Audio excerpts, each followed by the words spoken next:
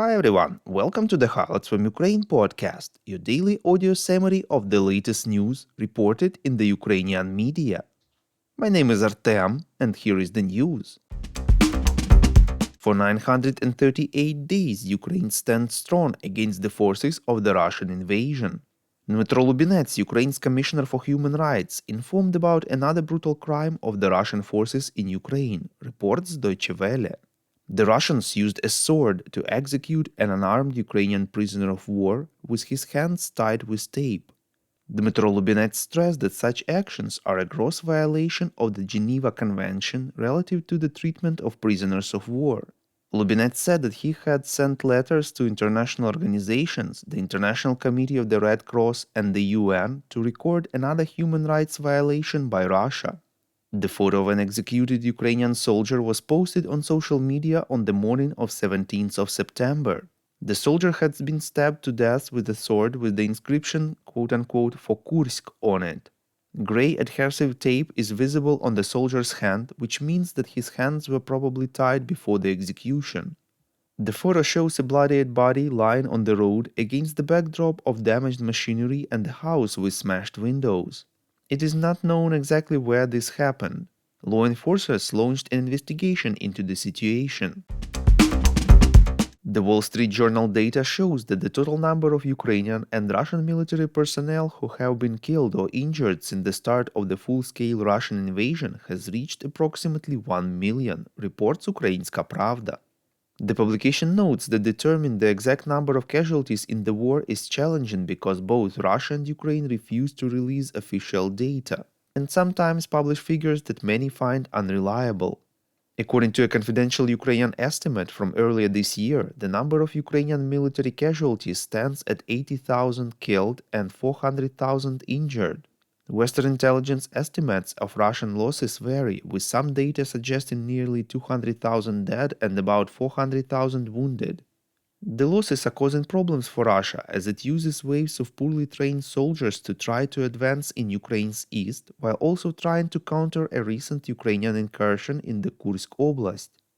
However, the Wall Street Journal notes that these losses are more damaging to Ukraine, whose population is significantly smaller than Russia's. According to former Ukrainian officials, one of the significant reasons why Zelensky avoids mobilizing the key cohort of men aged 18 to 25, typically the main component of any combat force, is that most of these people do not yet have children. If conscripts in this age group were to die or become incapacitated, further demographic prospects would be even more bleak, say Ukrainian demographers. Thus, the article notes, Ukraine resists Western calls to deploy more men into combat and has conducted only partial mobilization.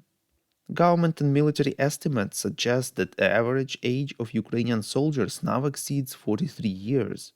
To increase numbers, Kyiv is recruiting a few convicts and foreigners. The number of civilian casualties remain unknown. However, according to the non-governmental organization Human Rights Watch, the Russian occupation of the southeastern port city of Mariupol in 2022 alone claimed more than 8,000 lives.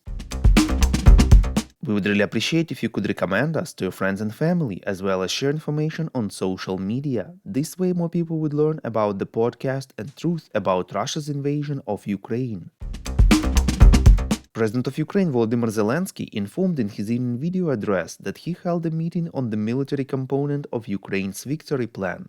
Quote, I worked together with the military command. A good, strong content of the military package for our victory plan has been prepared. The very things that can significantly strengthen Ukraine, unquote, said the head of state. Earlier, Mikhailo Podolyak, an advisor to the head of the president's office, stressed that freezing the war, declaring a ceasefire, or transferring territory to Russia is not part of Ukraine's strategy to stop the war, reports the Current Time TV channel. Podolyak emphasized that Kyiv has only one official position: the war should conclude with Russia's defeat. Quote, the defeat of the Russian Federation can be accomplished with a specific quantity of weapons. That is, in broad terms, military, diplomatic, economic, and political pressure. Furthermore, the Kursk operation demonstrates that it is truly possible to act efficiently, particularly on Russian soil, bringing and escalating the war there, unquote, Podolyak asserted. According to him, the Kursk operation appears in the victory plan of Volodymyr Zelensky. Meanwhile, U.S. Permanent Representative to the United Nations Lina Thomas-Greenfield said that the American side already saw the new peace plan by Ukraine's President Volodymyr Zelensky, reports European Pravda. Quote, "We have seen President Zelensky's peace plan. We believe that it lays out a strategy and a plan that can work. And we need to understand how we can contribute to that by working with all the presidents who will be here in New York," unquote, she added. By saying quote-unquote peace plan, Thomas Greenfield was presumably referring to what the Ukrainian side labeled as a victory plan, which Zelensky announced last month. Thank you for listening to the Highlights from Ukraine podcast. We're a commercial initiative of just two people, and we need your help to grow. Share information about the podcast, rate us in the app, subscribe to our Patreon. With your support, we are getting better. We call on you to demand from governments of your countries to impose the toughest sanctions possible on Russia and its citizens to stop their invasion of Ukraine.